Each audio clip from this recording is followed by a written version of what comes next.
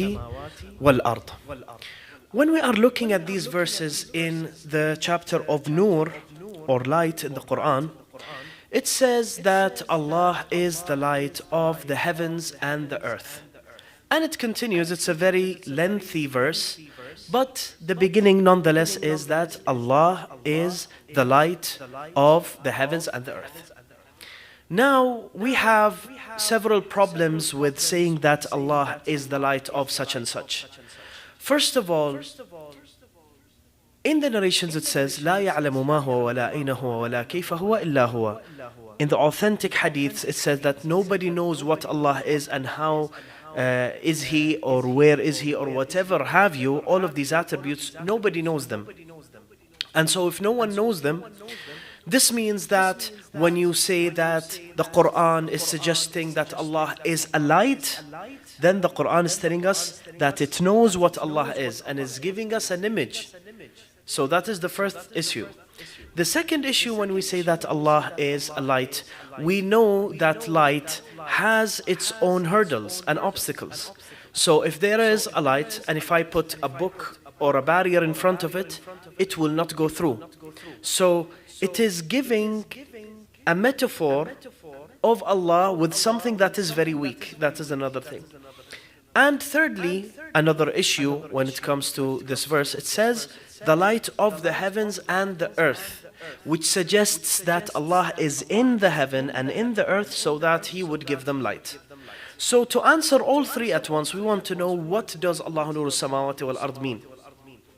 It means very, very quickly, because of course before 2 days we have looked into the issue of metaphorism in the Quran and the attributes of Allah. And so when we say that Allah is generous, it is not the same as our generosity at all. When we say that Allah is knowledgeable, He has ilm, alim or alim, He is not alim like we are alim. You could say that X person is alim, Y person is alim. But it means that that person was ignorant but then gained knowledge through his senses or through logic. One of the two doorsteps to information. But when you say that Allah is knowledgeable, He created the thing that He knows Himself, and His knowledge of it is the same thing in its own existence. So Allah knows things before He creates them, and after He creates them with their own existence that stems from His order. So His knowledge is all engulfing, all covering. Our knowledge is weak and limited by shades and limitations only. Anyhow, so similarly, when we say that Allah is the light of the heavens and the earth, we do not mean that Allah is physically made out of light so that all of these problems will stem. No. What we mean is a metaphor, because light exposes things so that you could see and exposes itself. So دل على ذاته بذاته, as if Allah is pointing to Himself with Himself. He have given evidence to Himself by His own existence. So this is light also. So if there wasn't a light into a room and then you switch the light on, the light will show you itself and show you everything else. مظهر لنفسه ولغيره. So that is the first area of that metaphor. The second thing is that light is, per our understanding, the fastest thing in the universe, the most powerful, the most unique, and also the one that we know the least about almost. Because light, even though we could see it, and even though it is materialistic to an extent, it is pure energy. And from energy, everything benefits. So there is also a physical and a chemistry or a chemical connection that shows us that Allah subhanahu wa ta'ala sustains everything like energy sustains everything that is living. And indeed, things that are not living, they do need energy also. Number 3, when Allah mentions that He is the light of the heavens and the earth, it is also giving us the aspect of consistency. Allah is consistent. Allah is one. There isn't one God for the heavens and one God for the earth. No, God is one for everything that He has created. There is a narration that mentions regarding one of the prophets. It wasn't regarding Ahlul Bayt, it was on behalf of one of the prophets. It shows, as I remember, that every creature believes that God looks like him. And this is why when you look into Christianity and look into Judaism, after they have been twisted, and also some sections of Islam, they do believe that God is like us, he has a body. We say that that is impossible for several reasons. One reason of that is that if we say that God is made out of body parts, then every body part will at least need the other, which would mean that Allah needs something.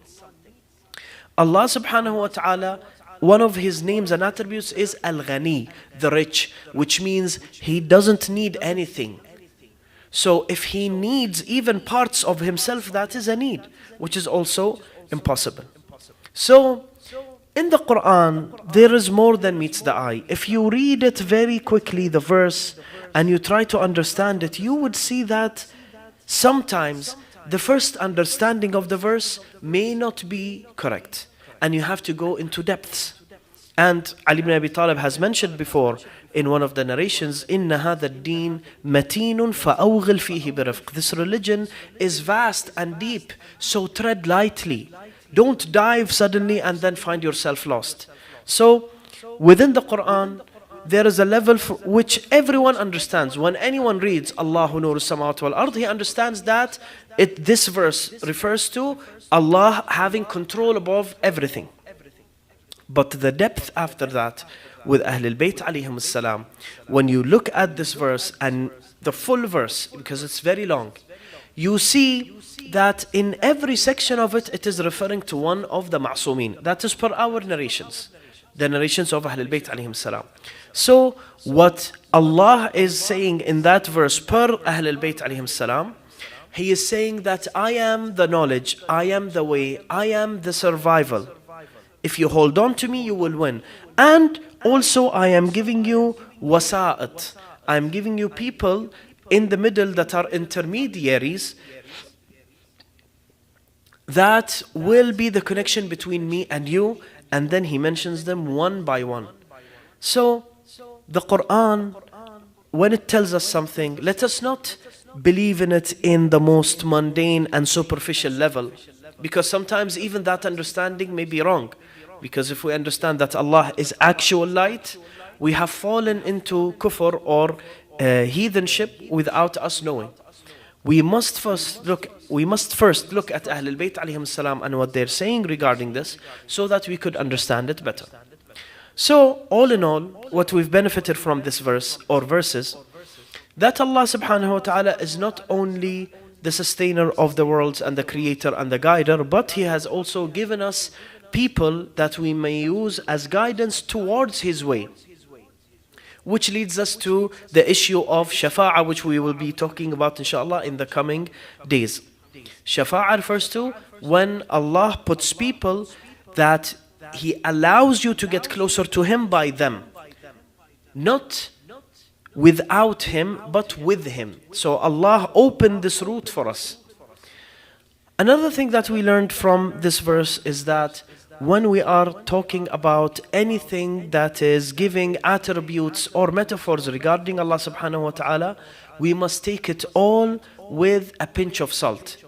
In the sense, not looking literally at it, but looking at the meanings it's trying to cast out, the connotations and denotations of this verse that is, or let's say attribute that is given to Allah. So all in all, the attributes of Allah subhanahu wa ta'ala are all beautiful, and wherever you find a mentioning of Allah subhanahu wa ta'ala and His attributes, then it is never what meets the eye. It is always deeper and greater.